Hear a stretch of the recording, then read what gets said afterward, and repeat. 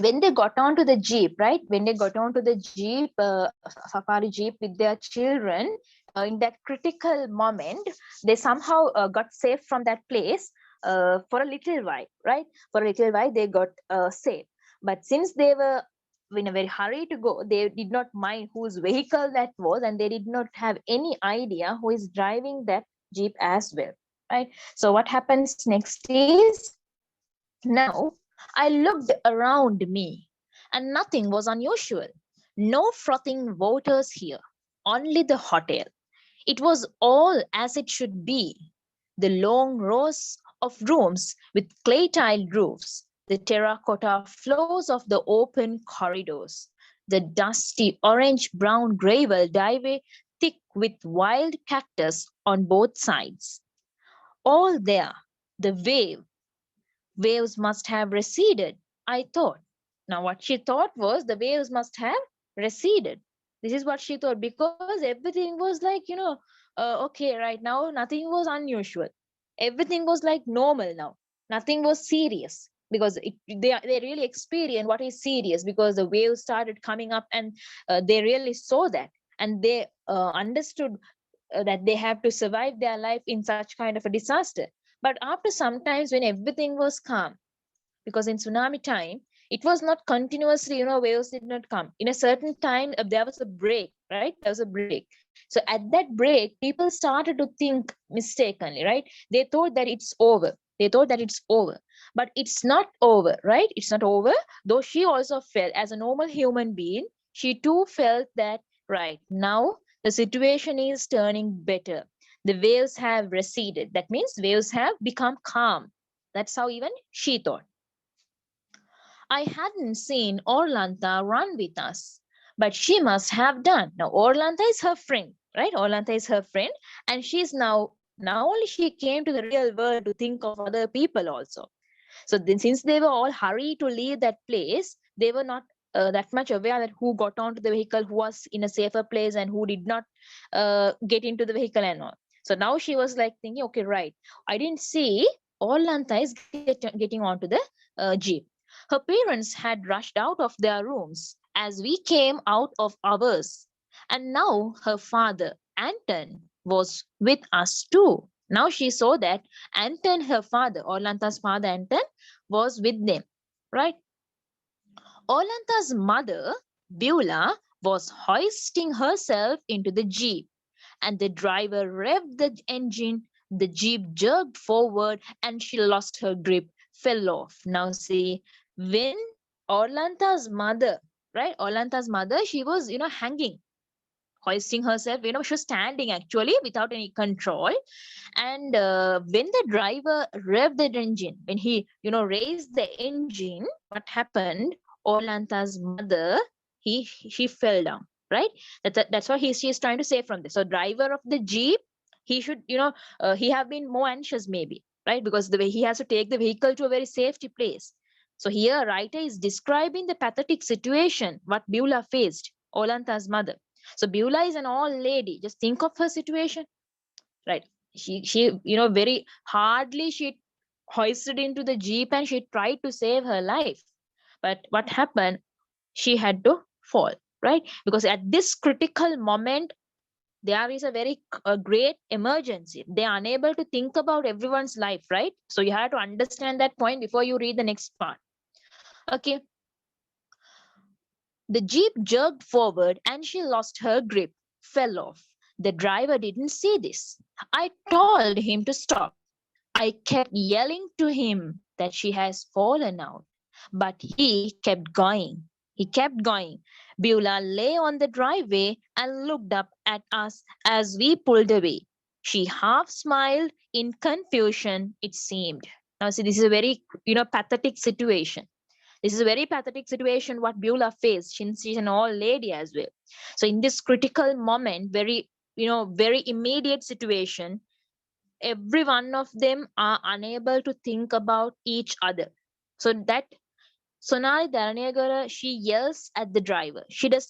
But he does not stop the vehicle. So this is an emotional moment for the writer, right? That's why she says, Beulah lay on the driveway and looked up at us as we pulled away. She half smiled in confusion, it seemed. So that's really pathetic. So what about her husband then? How might he have felt? Anton, Beulah's, Beulah's husband, right? So we'll see what happened for him. Anton leaned out the back to reach Beulah and drag her up. Now, as a good husband, right? Anton is watching that his wife has, fell now. Can he leave her behind and go? So what does he do? He leans out the back to reach her and drag her up. But what happened? He fails in that. When he couldn't, he jumped out. Right? See, when he failed in his effort of taking Beulah, what does he do? Finally, he too jumps out. Now, what happened? Both of them are lying on the gravel helplessly, without knowing what will happen next. So they were both lying on the gravel now. But I didn't call out to the driver to wait for them. Now she understood that this is not a moment to think of the others. So there, the writer has become a little selfish as well, we can say. In the first incident, when Beulah fell, she called the driver, right? So we can see a little humanity there. But later on, she too realized that this is not the time to think about everyone's safety. So the second time when Anton fell off, she did not call the driver. He was driving very fast. He is right, I thought. We have to keep moving. Soon we will be away from the hotel. So the only hope they had was somehow they have to be away from the hotel. Somehow they should be, safe from this disaster. And somehow they have to survive their lives and their family. We were leaving my parents behind. I panicked now. If I had screamed at their doors as we ran out, they could have run with us. We didn't get Archie and Sia. I yelled to Steve. Now she's worrying. Now, she has that guilty conscience in her mind. At that moment, the memories of her parents are rushing into her mind, right? So they too were in that same hotel, same place, just adjoining her husband and the two children, because she thought she should not waste a single second for her parents. But now she has become excited. She suddenly feels anxiety and she's having a doubt about her parents' safety. So this one you have to appreciate. You can give out these lines and you can appreciate. So she's saying that if I had screamed at their doors as we ran out, they could have run with us. That is a guilty conscience. You can underline that.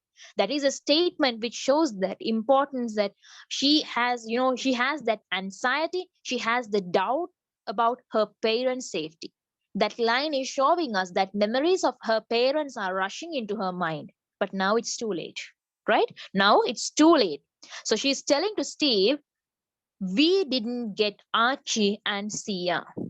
So I yelled to Steve. So why does she say Archie and Sia? Because that's how she calls in front of her children. Parents used to call like that. So that children also learn to call them. So Archie, Sia, grandfather and the grandmother. This made Vikram cry. Steve held on to him, clasping him to his chest. Archie and Sia will be okay. They will come later. They will come, Steve said. Vic stopped crying and snuggled into Steve. So he hugged, he went into Steve's body and he was like calm a bit. When Steve's words made him little calm, right? Though it was too late, the old couple, they really have been trapped in their room. They might be, attacked by the giant whales.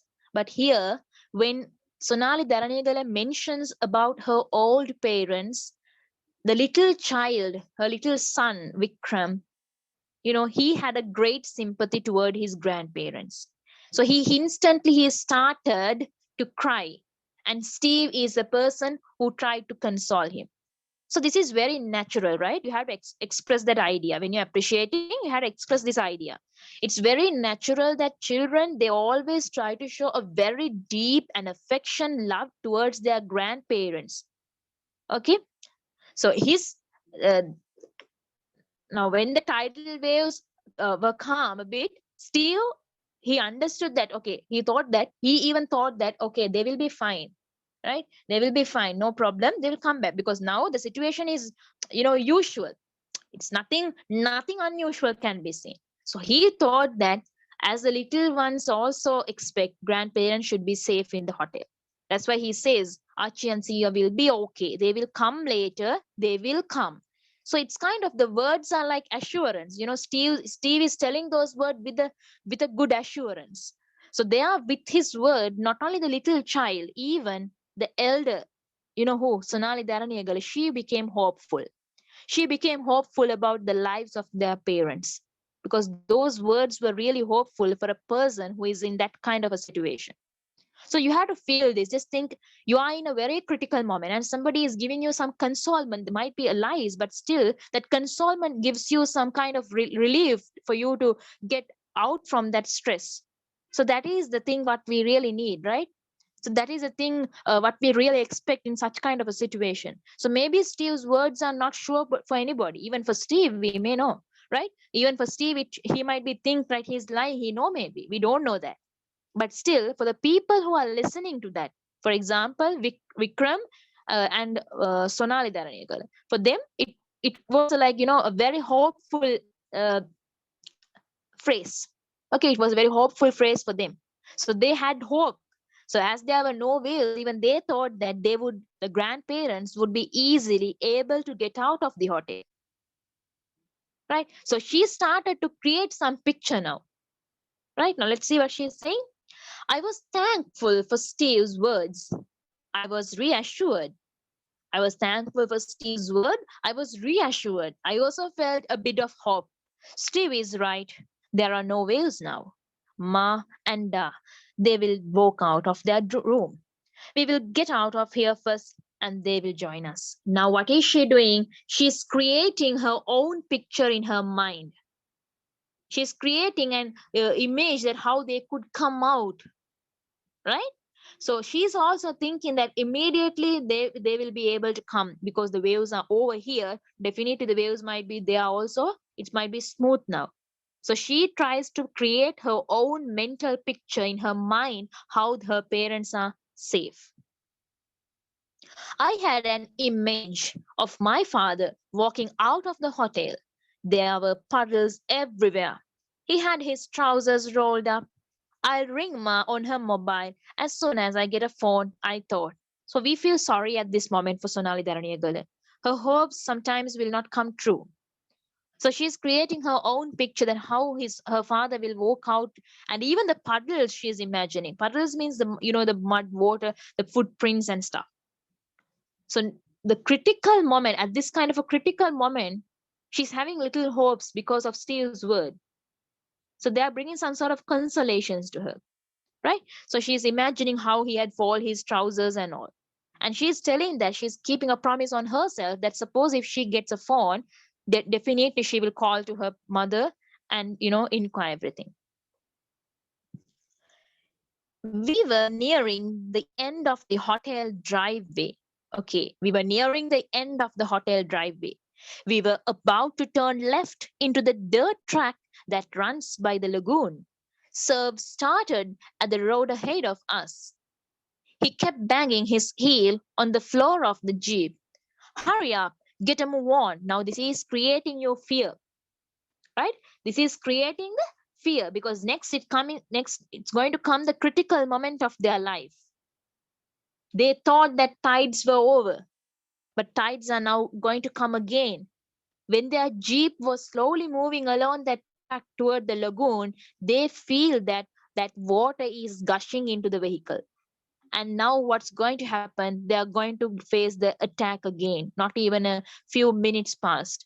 The jeep was in water then. All right. Now the jeep is going to the water. So the driver said that hurry up, get a move on.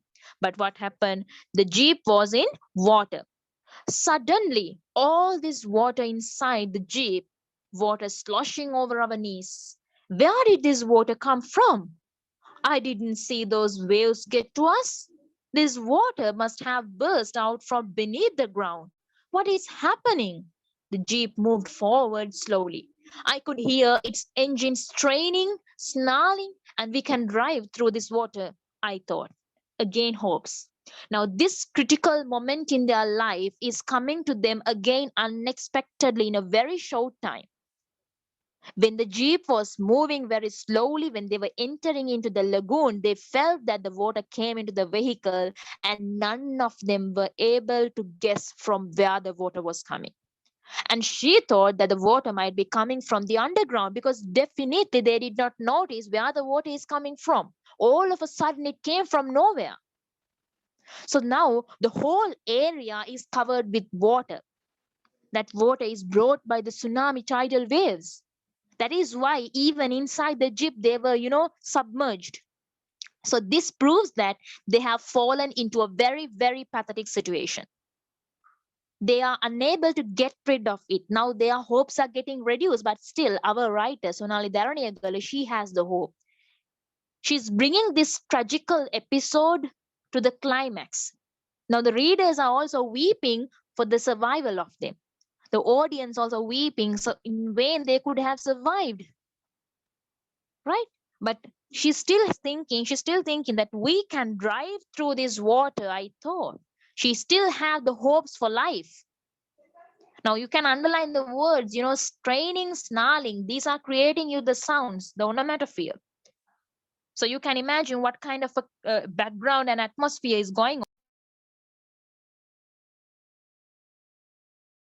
And this is creating the visual imagery because of these things, what she say, water sloshing over our knees. It is above the knees.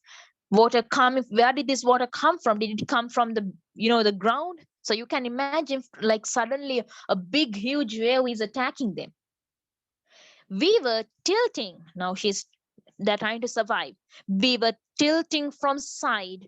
Water is rising now, filling the jeep. It came up to our chest. So in the previous paragraph, I told you, water was sloshing over our knees. So that time it was up to the knees, but all of a sudden, with no time, what happened? The water came up to their chest. Steve and I lifted the boys as high as we could. Please underline that. Steve and I lifted the boys as high as we could. So this line, Steve and I lifted the boys as high as we could. Once again, now the parents, Sonali Daraniyagala and Steve, they are compelled themselves to give the priority to protect the lives of their two children. Right? So it was actually, I'll tell you something, this is really in vain the writer is describing this point, right? It's really in vain the writer is describing this point, but what to do? Like, it's her, it's her feelings she's expressing, because finally, that the final result is, the final outcome is they can't survive the children, but they really tried a lot, right? So how you can understand how the parents do the sacrification there, because when she's coming out of the hotel, she did not even mind about her parents' safety. She always cared for her children, right? Not only Sonali Dharaniyagal, even Steve did a lot of, from his side, he tried a lot. Even when he's trying to get into the safari jeep, he put Vikram in there. Like, when Sonali Dharaniyagal put Vikram there, he quickly went and took him, and he consoled Vikram when he started to weep, thinking about his grandparents and stuff. So they did a lot. Even in that critical moment, they did not get angry, right? They did not ignore the children. They always listened to them, and they took the necessary steps to console them and keep their mentality strong. And even in this situation, when the water is coming even over their chest, that when we are in water, it's really hard, but still they did it. They lifted the two boys as much as they could. So it says that they tried a lot. Their faces above the water, the tops of their heads pressing against the jeep's canvas hood, our hands tight under their armpits. Now you have to imagine what kind of a critical moment this is, right? So this description is giving you the picture of the tsunami. We were holding them, right? From our hands are under their armpits. So it's very difficult. And that he's saying the tops of their heads are pressing against the jeep's canvas hood. Jeep rocked. It was floating. The wheels no longer gripping the ground. So wheels are no longer touching the ground. We kept steadying ourselves on the seats. So they tried their maximum and they stood, straight. They kept steadying on the jeep. No one spoke. No one uttered a sound. So nobody still spoke because that's not a time for anyone to speak anything. Clear? Then I saw Steve's face. I had never seen him like that before. Right. I saw Steve's face. I had never seen him like that before. So what does it mean? So something different kind of a reaction is there in Steve's face. A sudden look of terror, eyes wide open, mouth agape. He saw something behind me that I couldn't see. Now you can imagine a person mouth agape means when that shock, when a shock comes, the automatically our facial reactions are turning like that. Terrorful eyes, widely open, mouth agape. So that means he cannot tell something from words, but he's trying to express it from his emotions and from his facial expressions.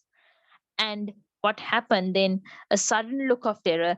I didn't have time to turn around and look because it turned over. What turned over? The jeep turned over on my side. Now, because the jeep turned over her on her side, she could not turn. She did not mention about her husband or children at this moment. Everything is over now. What happened? When when Steve said that, when Steve expressed his expression from the face, she went to turn, but because no time, she did not turn. So that time gap is very little. Okay.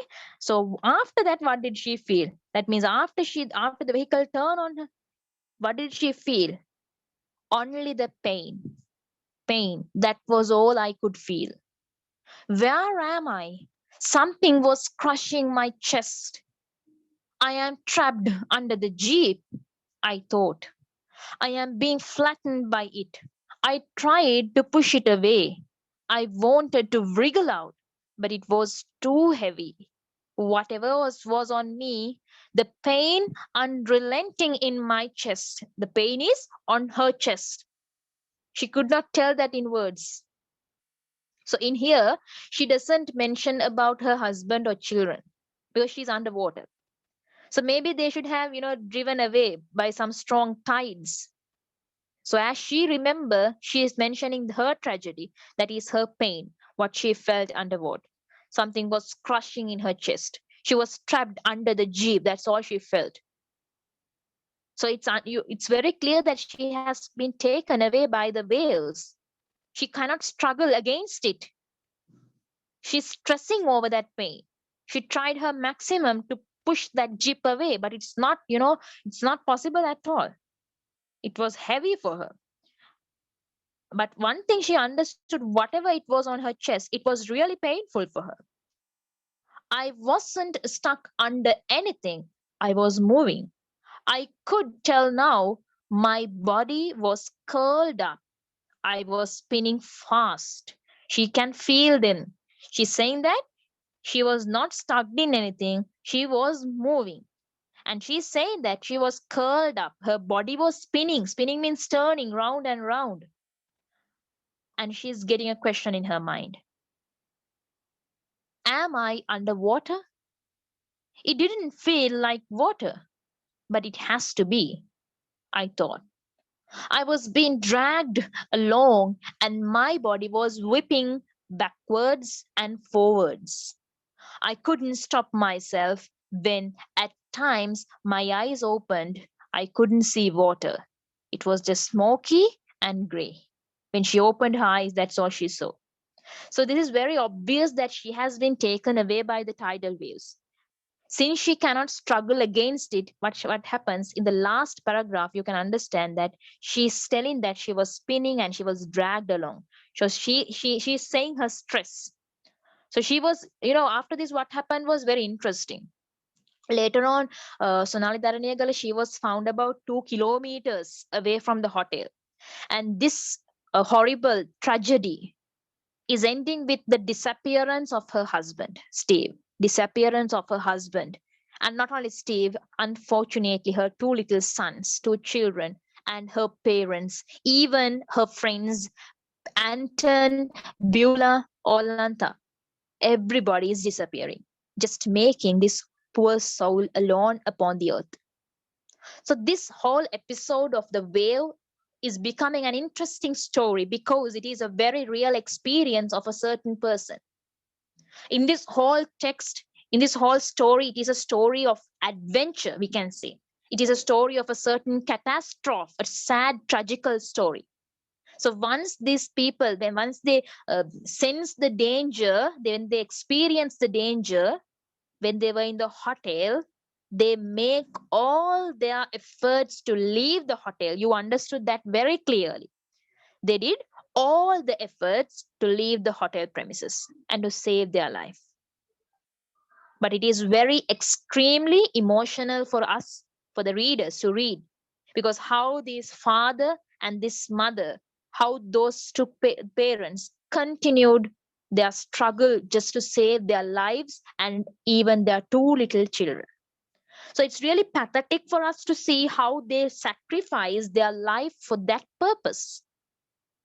So Steve is really lovable. He did not leave his children alone, he also went with them, right?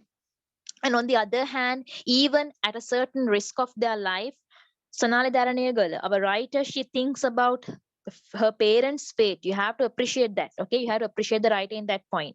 She thinks the fate of her parents. And she thought that they have been trapped in the hotel room, and she consoles herself positively, thinking that somehow they will come out from that since the waves are receded now. Because she thought that there are no waves, Ma and Da will come out of their room like that. She imagined herself. So this is extract taken from Sonali Daraniyagala's book, A Memoir of Life After Tsunami. So it's very nice, or very, we can say, it's a sad episode actually. It's a sad episode, but it's really interesting to read about the real experience of a certain person. How the writer's whole family faced this tsunami, and how they all became the victims of the tsunami waves, just leaving only the writer to be deserted in this world. So this extract which is given to you, it's describing only the moment they had to struggle with the wave tides. But the whole novel, the whole text is telling you how the writer recollected her memories, how she enjoyed her life with her family, how she suffered without the family after the attack, everything, sorry, not the attack, after the wave. Everything is described in a very nice, interesting way in the novel. If you are really interested, you can, read it. Not now, after all of us, you can have an idea to read, right? So that's how the prose reading part gets finished. So let's move into the literary techniques. Right now, you know that if it is literature, you have these literary techniques, poetic techniques, literary movements are taken to make, the story or whatever the poem, prose, drama, an interesting one. To make it more interesting story, they use the literary techniques. Now, Sonali Daraniyagala's extract, right? It is a very sad episode. It tells about how the writer faced the tsunami tides, and later how she became, survived and stuff. So this extract is describing, as I told you before, only that moment that she was struggling. So therefore, we can say the first one I can say as elegi. Elegi means sad episode. If you want, you can note it down. Sad episode. And the second thing, this episode is a flashback. The flashback of the ferocious moments of her life. Right? Ferocious moment there. Flashback means the history, the past story. And in this extract, she is trying to recollect the memories of the whole tsunami incident. First of all, I can say how they were in the hotel in Yala National Park. Secondly, their intention was to enjoy the holiday. And if you come to the exposition part, the beginning, exposition part, she is describing how they were just relaxing. So when you listen to her speech, you might have understood they were just about to get ready to move out. And it's really pathetic that how her friend Orlanta was saying that, I'm also hoping to start a family. So just think of that wish. She couldn't achieve that. Okay, so they were just relaxing. One proof is Vic was sitting by the back door reading the first page of The Hobbit. That is one proof to show the point that they were just relaxing. So that means he just has started reading the book, but that relaxation was just lasting only for a few minutes, because she understood that the wave that is going to rise up is not just the glint of blue as she mentioned in the beginning of the prose. It's not just the glint of blue. It's not just the shine of blue. It is something very unusual. So what does she do? She immediately calls her husband and her children, and she tries to get out of that place. So she's telling this flashback. This is one literary technique. So in the whole course of this episode, she's trying to tell about her memories, how they were rushing out of the hotel, how they went into the jeep, how they what we call uh, uh, how they were get caught by the next tidal wave, and how they were struggling to save their life and especially their children's life. And finally, she explains how the jeep turned, how she lost her both husband and her two children. So that is the flashback part. Okay. Another thing is the suspense. The suspense is there. In each and every part of this short extract, the suspense is created, right? So the suspense is given to the readers because it is promoting the feelings of your excitement. So extract is full of suspense. It is promoting your feelings of excitement. So that suspense is maintained in the whole extract. So according to Sonali Deraniyagala, she had lots of tragedies until she was kept alone in this world, until she was deserted in the world. Right. So if you for an extra knowledge, I can tell after these tragedies, what happened was like Sonali's close associators, right? They had to keep a very keen eye on her, because reason, she attempted suicide several times, and she had to undergo several mental depressions. She felt it a lot. So when you read the rest of the what we call this literary work, Life After Tsunami, you will feel that if you read her novel. In the rest of it, you will collect that. You will have a collection of her memories, how sorrowful her life was after the death of her husband and children. She really felt like what life is worth living for. Just think, you are living in a deserted world without anyone for you. How can you feel? Even we can't stay for a single day alone at home without anybody. How can she stay without nobody for her? Right? That is the the emotional part actually, and that is suspense is created because we are all of us are hoping for her to survive, her husband to survive and stuff, but it's not happening. Other thing is the authentic narration. So this narration is authentic. That means a real, true life experience of the writer is given, unique, right? And it is very emphasizing that our writer, she does not openly, she does not show her feelings. She's always trying to keep her personal feelings and her grievedness back. Did you see the way she narrated the speech in front of the audience and all? So it's very interesting to see how she balances that authentic element of her story. She's trying to keep away her personal worries. So in this extract, what you learn, we read how Sonali Deraniyagala faced all the disasters in her life, right? And she's creating a very enormous sorrow and even the sympathy in the reader's mind. That is successful, right?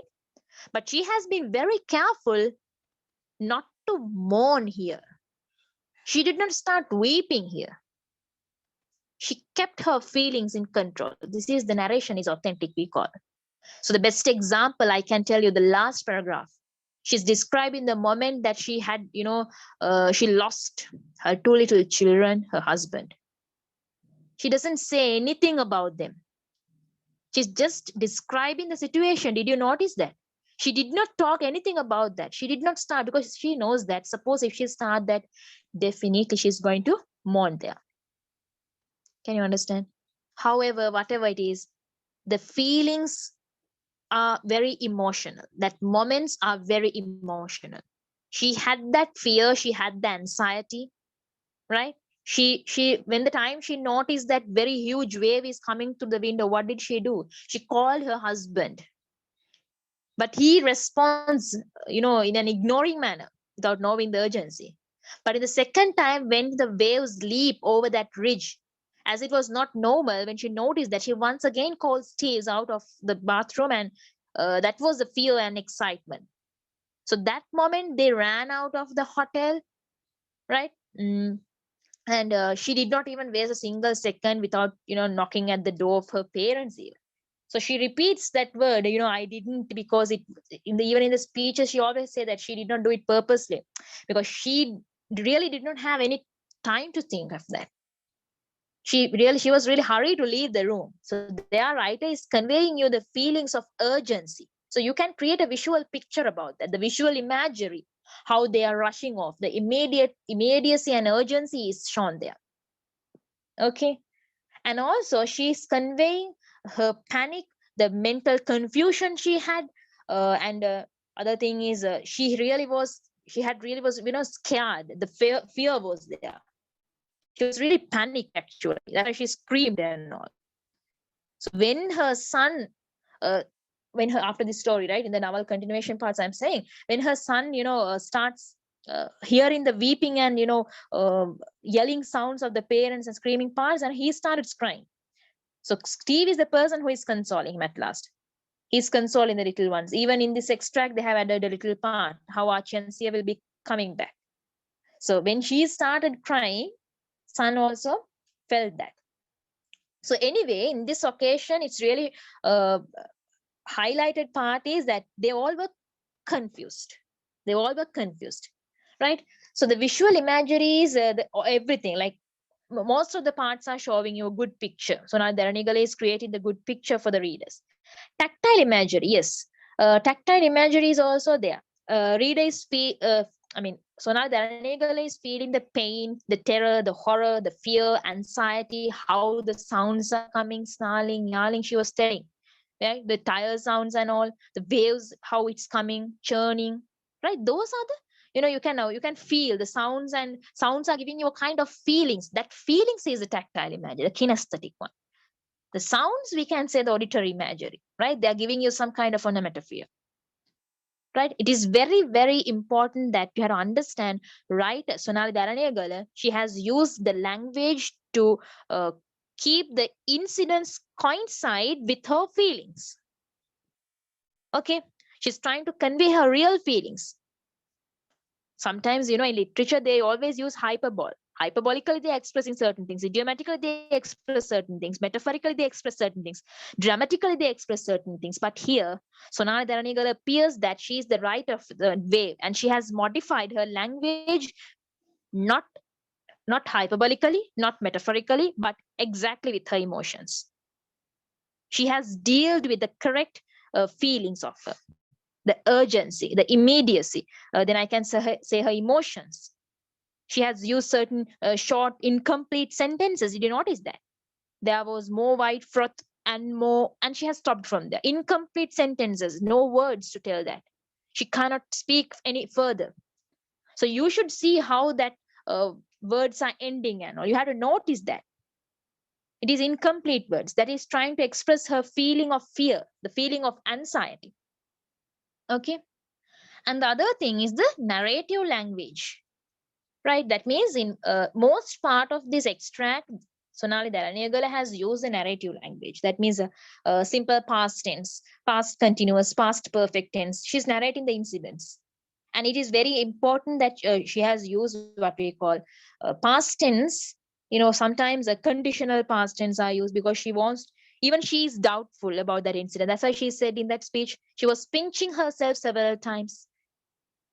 So this is we call the conditional past tense. Even the narrator is doubtful about that particular incident, right? And the ninth is a first person corner. That means this whole incident of whale is given in the first person corner. Sonali Deraniyagala, she is only narrating the story as a mother to protect her children from danger. What are the steps she took?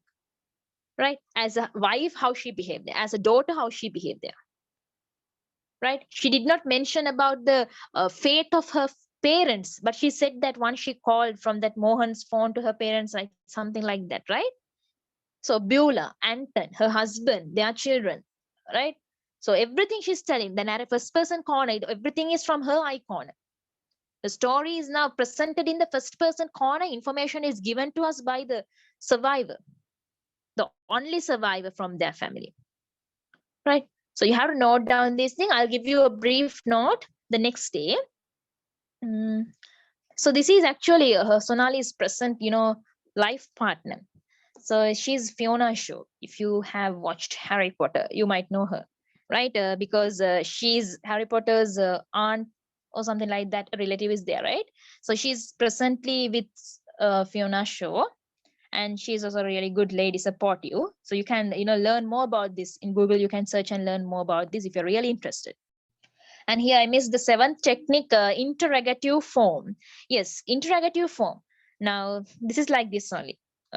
In certain parts of the extract, to show the importance of urgency, the importance of emergency, immediacy. Remember these three words: urgency, emergency, immediacy. To show the importance, Sonali Deraniyagala, she has used the interrogative form. In between the sentences, did you notice that sometimes she is asking questions? That is interrogative form. For example, the jeep was in water. Suddenly, all this water inside the jeep, water sloshing over our knees. Where did this water come from? This is a question. Again, she is asking, it didn't see those waves to chorus. This water must have burst out from the beneath the ground. What is happening? So this, where did this water come from? What is happening? These are in the form of interrogative form, right? She is promoting the emergency and the immediacy using certain questions in between the sentences in the paragraph. So this is actually Sonali's family. You can have a clear picture of that. How Steve and her two sons, Nikhil and Vikram, right? So in here in the extract, it's Mali has represent. I guess she's calling him as Mali. Mali is a brother. So that's why she has expressed that, I guess. But his name is Nikhil and Vikram. And about Fiona Shaw, if you're really interested, few data collected here. Fiona Shaw is a Catholic, and she was previously the partner of English actress Saffron Burrows. She met Sri Lankan economist Sonali Deraniyagala after reading Deraniyagala's memoir, and the two were married in 2018. So the wave came 2006, right? So 2004, right? And they were married in 2018. Okay. So certain pictures I have attached on a wave. Like you can imagine like what kind of a situation even they might have. It's not only them.